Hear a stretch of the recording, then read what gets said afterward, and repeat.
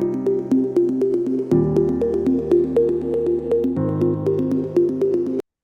everyone, and welcome to yet another episode of Boardroom Beats. I'm Amreen Mulla, your host for the day, and today we are excited to have Dr. Ravi Sharma, the head of IT at Vanbury Limited. With over 30 years of experience in the IT industry, he is a strategic innovator and IT evangelist who drives profitable growth through process innovation and effective change management. Dr. Sharma has successfully led large scale SAP implementations, managed complex IT infrastructures, and ensured business continuity through disaster recovery initiatives. His expertise spans diverse industries, including FMCG, pharmaceuticals, and oil and gas, making him a key contributor to aligning technology with business goals. Join us as we explore his insights on navigating the evolving IT landscape. Dr. Sharma, thank you so much for joining us today for this episode of Boardroom Beats. It's a pleasure to have you. Thank you so much. Thanks for inviting me on this most interesting topic, which I'm sure every IT person will be, thinking of having it in his industry. Yeah. Definitely, sir. So, to start off, could you share your perspective on the distinction between disaster recovery and business continuity? Uh, yeah, disaster recovery is a subset of business continuity plan because business continuity is a large umbrella under which the disaster recovery falls. Like, disaster recovery, what we intend is only from the applications or the data point of view. But when we talk about BCP, it is the overall business plan, not only data, even for the other facilities also, like, what we do in case if that building where the employees are working is not accessible. So we should have alternate place to work for them. So all these things fall under BCP. Whereas disaster, we say that, okay, one application is not working from one location. Okay, let's start from the other location and give access to the people. This is Mhm. the primary difference between the two. Okay. And what do you believe are the essential elements of an effective disaster recovery plan? Essential element per se, when we talk about, like, see, first of all, your disaster recovery process should be documented, and it should be well versed, and all the team members who are part of that activity, in case if there is any need for that particular activity to take place, should be Mhm. well versed with their roles and responsibilities. Mhm. Yeah. Okay. And of course, in this, it also comes down to upskilling and informing the employees about their roles. So, like, they have to be Yes. aware at any given point of time that, okay, in case of any emergency, this is each Yes. person's role. And how do you believe, like, organizations should train their employees for such situations? See, unfortunately, these things cannot be simulated. Okay, we Mm-hmm. can't say that, okay, let's have it. But obviously, every organizations, when they make a disaster recovery plan, there is a concept called periodic DR drill. That DR drill is the activity when the employee gets trained on their task, so that in case if when there is a need to do the actual activity, when there is a total stoppage of the business, they are well versed with their roles. So Mm-hmm. DR drill is the most important activity which one has to do periodically. It's not that, okay, I've done it initially, so it is well versed and let's not do it again. Approach should not be there. Mm-hmm.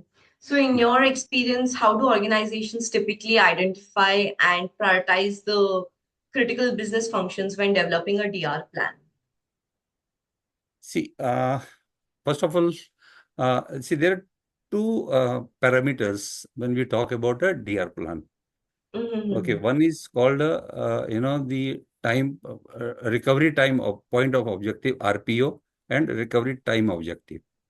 When we say recovery time, means how much time we need to take in case if we need to restore the activity from some other locations. Or Mm-hmm. when we say about recovery point, means we have to ask business how much data they can afford to lose. From Mm-hmm. this point onwards, I can recover the data and give it to you so that you can start the process. Mm-hmm. So we have to discuss with the each stakeholders to understand, you know, their importance of their data, so that with the minimal impact on the productions, on the dispatches, on the quality, we should be able to restore the activities. All the process should be restored so that, business can continue. Mm-hmm. So, what considerations do you think are important when selecting a disaster recovery site? Yeah, disaster recovery site should not be too near to the place where your primary site is. First of all, it should be too far. And another most important point is it should be on a different seismic zone. When we say seismic zone, means we are taking care of the earthquake type of activities. So that, Mm-hmm. because we don't expect that, earthquake will strike simultaneously on two seismic zones. Okay, Mm-hmm. that doesn't happen. So it should be on a different seismic zone. This is the Okay. main criteria for selecting a site. Mm-hmm. Yeah. So, could you explain the different types of disaster recovery sites, like as far as I know, it's hot, warm, and cold, and what their benefits in a way that might help the organization make informed decisions regarding this. Yeah, when we say the hot side in the sense, uh, eh, like we are expecting the transaction can be done from either of the sites. And this Mm-hmm. is more required from the BFSI segment point of view, like all the banks, all the share markets. Okay, all Mm-hmm. these places should have a hot side.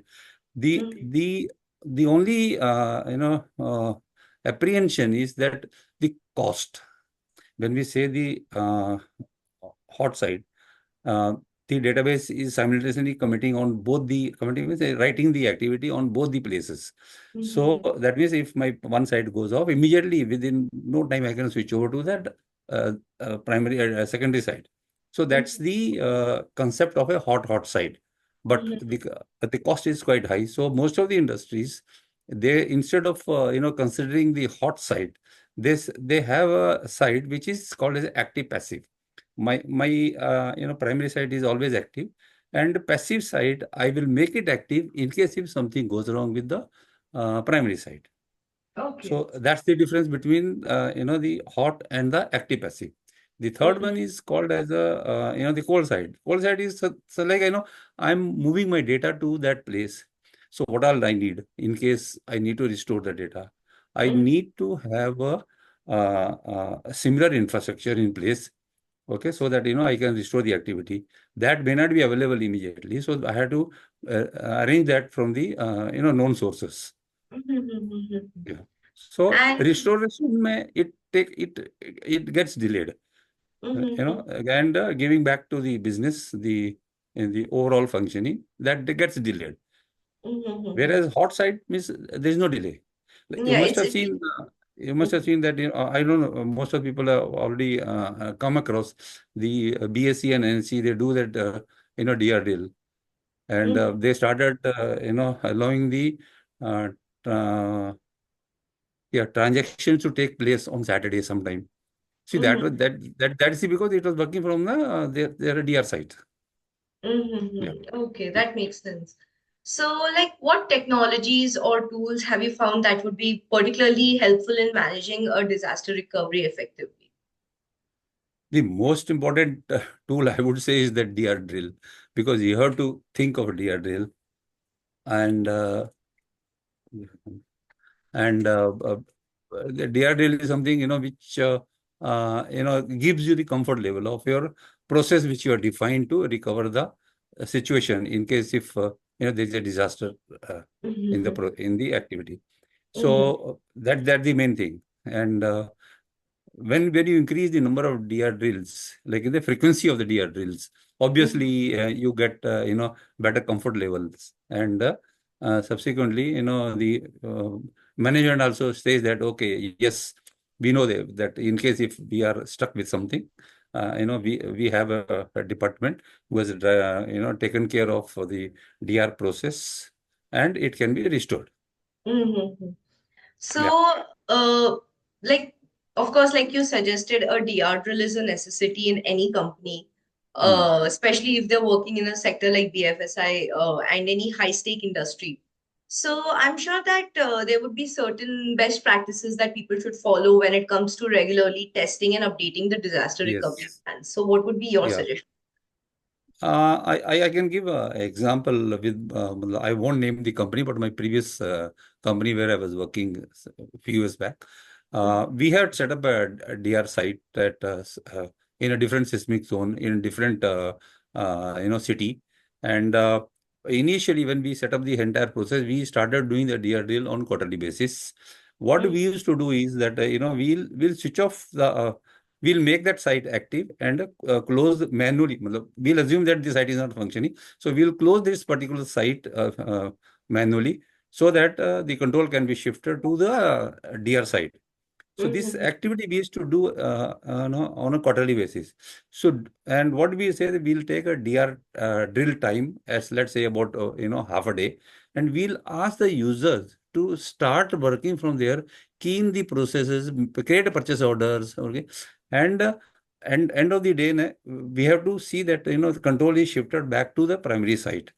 So when Mm-hmm. we shift the control back to primary side, we will ensure that the whatever purchase order that per user has created on a DR side during the DR drill time, okay, they are available on the primary side.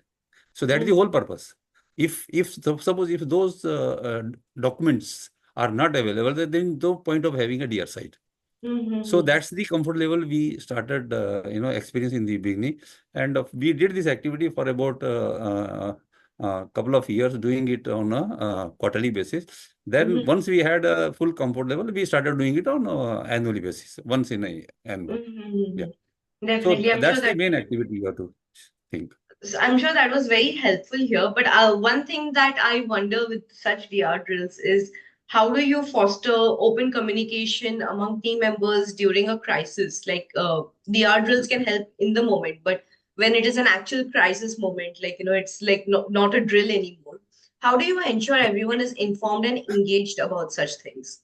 See, when you make a DR document, okay, there is a team involved in that, and Mm-hmm. obviously there is a person in a team who will communicate with the management.